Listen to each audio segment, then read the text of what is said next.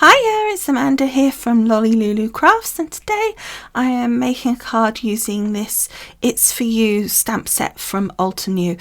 So this includes the stamp set and the little die that goes with it as well. And just again, I thought it was quite an appropriate card at the moment where we're sort of trying to keep in contact by different methods, so I thought it was a kind of cute theme to use, and I just love this. I purchased this before all of this had been going on. You'll probably have seen, if you watch me regularly, my haul video that included this. If not, I will put a link to that on the blog post for you. But otherwise, let's get crafting. So I decided to use the colours suggested in the stamp set itself. It's got the set of colours on the back. Again, I'll list those on the blog post for you. However, when I actually finally finished stamping this, I'd finished the card completely, and I decided, oh, I know, I'll put some glossy accents onto the phone to make it shiny. And unfortunately, my glossy accents was obviously really just past its best. It was really gloopy and it just completely wrecked it. At least I'm assuming it's because the glossy accents was gloopy. However, it kind of merged all the inks together as well, so it may be worth testing it if you decide to do that yourself. However, it did give me the opportunity to actually change the final colour. It's not that it looked wrong. In fact, the colour, it looked really good. The set of colours that they suggested, the pure graphite, looked great. However, with the card colours that I finished off with, it didn't look right. It wasn't strong enough. The colour of the phone just sort of made it not pop, and it should have been the central feature. So I changed the pure graphite. Luckily, I was able to peel off my element from the card without damaging it, and I actually stamped the last layer, which we haven't got to yet, using the pure black.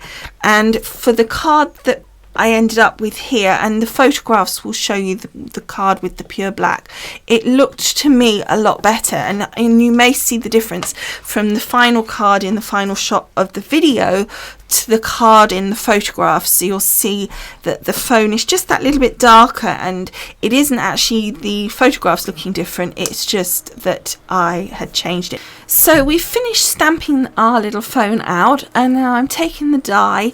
If you don't have the die, I would say it's not going to be that difficult to fussy cut around if you want to, but I'm just taking the die and I'm popping it through the machine, and as you can see here, it cuts it out really nicely. It's a really good finish and it just looks so cute. So now we move on to the card, and I've got a 6x6 white card base which I matted with this paper from 7 Paper Studio Calico, and this is the Emilia set, and I just took that black and white and then I put that lovely stripe. I just thought it'd be really nice to have something really bold with that little phone on, and then, as I often do, I just added a little something to the inside, again from that same paper set. Before I then added my phone, I decided to stamp my sentiment. I think perhaps in hindsight I probably would have been better off doing that before I stuck the paper down, because if I messed it up, even though I've got the stamp platform, so it does make it less likely to mess it up, but if I had messed it up, then obviously it would have been more difficult to kind of rip that off the front, etc.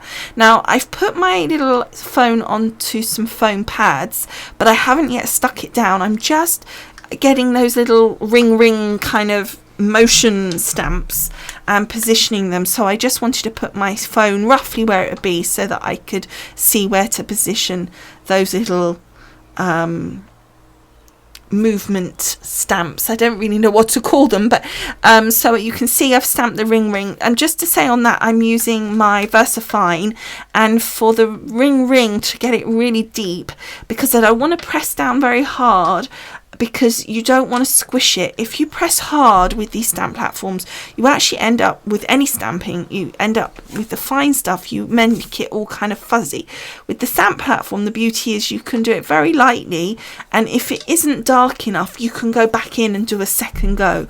But actually, for the ring was the only one that I had to do twice. The others were absolutely fine. I had a small scrap of that lovely stripe paper left that was from what I cut off the front just to get it to size, because the paper is very slightly bigger than 6x6, just to give you that, I guess, ability to cut it down to how you want to. And so I thought, well, that would be just a kind of nice addition to the inside to kind of link it all up. There you saw I'd got the foam on the back. I then added a little wet glue to the foam. I like to do that for two reasons. One, I find it gives a much more permanent adhesion, because central heating has a terrible effect on foam pads. It really seems to lift it off. So having that extra adhesion helps. But also, as you can see, it gives me a little bit of movement time to make sure I get it perfectly straight. And particularly with something like this paper where it's stripes, you really need that. So then I felt I hadn't planned on doing a ribbon, and this is why I think it ended up that actually this and the ring being so dark is why I felt that the actual phone seemed a little pale in comparison, but I did feel it needed something at the top there, so I added this beautiful ribbon. I can't say where it's from, I'm afraid. It's just part of my collection. It's on a reel and I haven't got any details of it. It's just a grosgrain ribbon. I have a feeling it's a Stampin' Up one, but I can't swear to it, and it certainly won't be, I'm sure, in there now, because they move stock around quite quickly on there, and I've had it a long time. So I just then cut down the excess. I probably did more than I really needed to with the excess. I just probably could have cut that shorter in the first place. And then I just took a little glue dot. I find sometimes with this, if you just put one single glue dot under the knot, it just holds that in place and stops it twisting, so you get this fake bow looking nice and straight all of the time.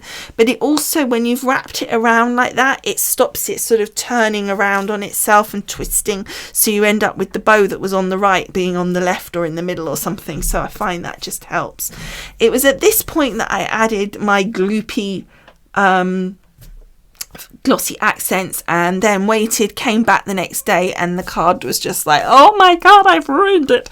But luckily I was able to peel the phone off. As I said, I re-stamped it, re-die cut it, but as I said, I re-die cut it using I re-stamped it using the black as the final colour, and you will see the difference in the photographs. I'll put one photo at the end of the video for you, but if you really want to see lots of photos and close-ups and details of all the products used, as always, go across to the blog post. You will find the link below the video here on YouTube.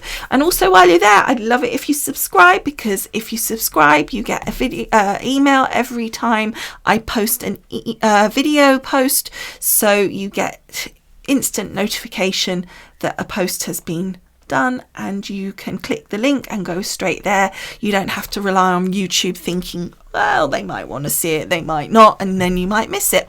Okay, so thank you so much for watching. I do hope you'll go across to the blog post and subscribe, but if not, thank you for watching anyway, and I will see you again soon. Bye for now. Bye.